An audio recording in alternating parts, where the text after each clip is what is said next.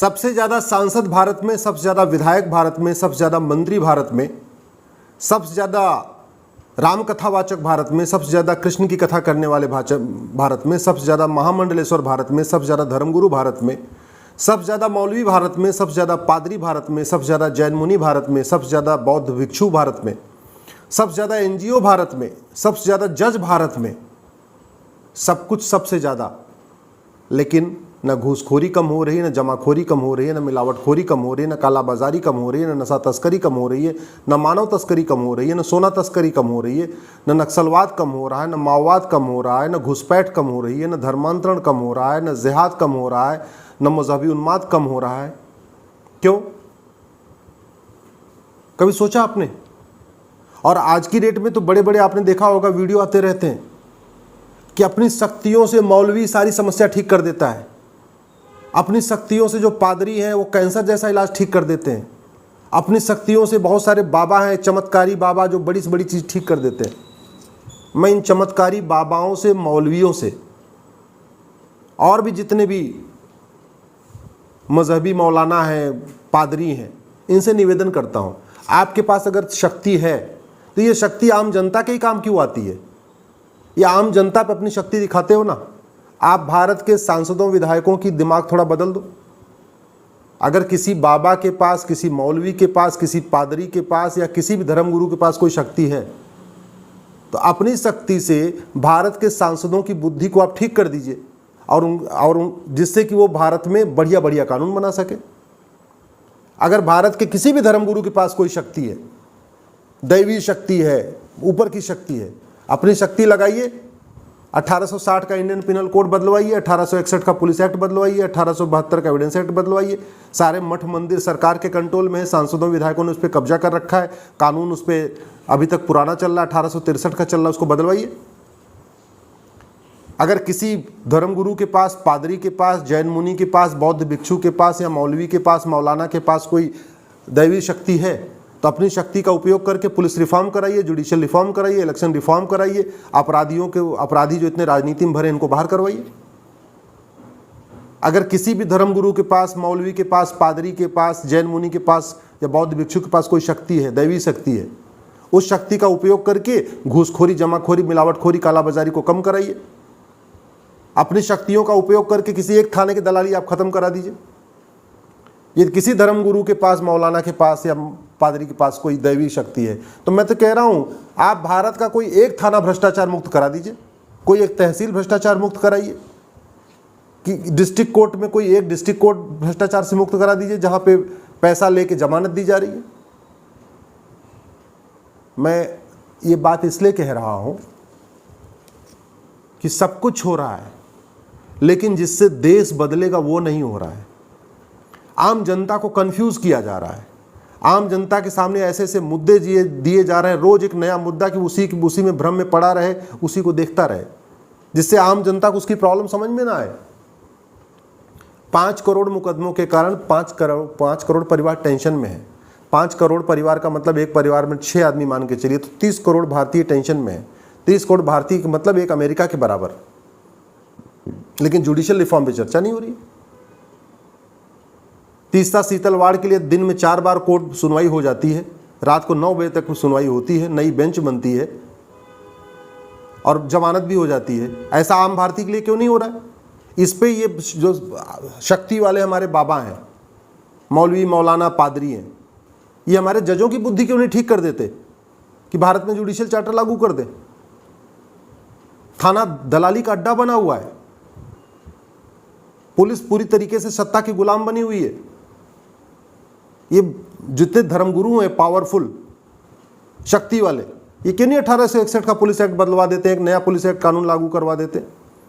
नशे के कारण हमारी युवा पीढ़ी बर्बाद हो रही है। सिंगापुर में कुछ दिन पहले 900 ग्राम गांजा मिला था, फांसी हो गई। ऐसा कानून भारत में क्यों नहीं बनवा देते अपनी शक्तियों का उपयोग करके? अगर वास्तव में किसी बाबा के पास कोई शक्ति है, किसी पादरी के पास कोई शक्ति है, किसी भी मौलाना के पास कोई शक्ति है, किसी बौद्ध भिक्षु के पास कोई शक्ति है, किसी जैन मुनि के पास कोई शक्ति है, दैवी शक्ति है, तो उस शक्ति का उपयोग कराइए, भारत के घटिया कानूनों को बदलवाइए, नया कानून बनाइए। नया कानून बनेगा, देखिए सारी समस्याएं ठीक हो जाएंगी। 50% समस्याओं का जो मूल कारण है भ्रष्टाचार है। घुसपैठिए घूस दे के आते हैं, घूस दे के आधार बनवाते हैं, घूस दे के राशन कार्ड बनवाते हैं, घूस दे के वोटर आईडी बनाते हैं, घूस दे के ड्राइविंग लाइसेंस बनवाते हैं, घूस दे के वोटर भारतीय बन जाते हैं, और मुफ्त में यहाँ पे रोटी कपड़ा मकान ले रहे हैं, दुकान ले रहे हैं, वजीफा ले रहे हैं, मकान ले रहे हैं, सब कुछ ले रहे हैं वो। तो अगर किसी भी बाबा के पास या पादरी के पास, मौलवी के पास, बौद्ध भिक्षु के पास कोई दैवी शक्ति है तो घुसपैठ के खिलाफ एक कठोर कानून बनवा दीजिए। रोज धर्मांतरण की घटनाएं आ रही हैं। आदिवासियों का धर्मांतरण हो रहा है, हमारे ट्राइबल्स भाइयों का धर्मांतरण हो रहा है। अगर आपके पास कोई शक्ति है तो आप उस शक्ति का उपयोग करके धर्मांतरण के खिलाफ एक कठोर कानून बनवा दीजिए। जनसंख्या विस्फोट के कारण त्राहिमाम मची हुई है। भारत की 50% समस्याओं का मूल कारण जनसंख्या विस्फोट है। तो अगर किसी बाबा के पास, किसी कथावाचक के पास, किसी मौलवी के पास या किसी पादरी के पास या किसी जैन मुनि के पास कोई शक्ति है तो अपनी शक्ति का उपयोग करके जनसंख्या नियंत्रण कानून बनवा दीजिए। मैं आपकी शक्ति पे डाउट नहीं कर रहा हूं, मैं तो ये कह रहा हूं कि अगर आपके पास कोई शक्ति है, दैवी शक्ति है, जिससे आप किसी का कैंसर ठीक कर देते हो, किसी का घुटना ठीक कर देते हो, किसी का बाझपन ठीक कर देते हो, झाड़ फूक के द्वारा भगवान जाने क्या क्या ठीक कर देते हो, तो मैं तो कह रहा हूं आप सांसदों को बुलाइए, झाड़ फूक करिए, उनकी बुद्धि बदलिए। वो संसद में कम से कम ढंग की सवाल पूछें, संसद में अच्छे अच्छे बिल पेश करें, यही उनका काम है। अगर वो सांसद भटक गए हैं, अपनी ड्यूटी नहीं निभा रहे हैं, तो जिन बाबाओं के पास, जिन धर्म गुरुओं के पास, जिन मौलवियों के पास आदि शक्ति है आम जनता की समस्या ठीक करने का, आम जनता का दिमाग ठीक करने का, वो सांसदों विधायकों के दिमाग क्यों नहीं ठीक कर देते?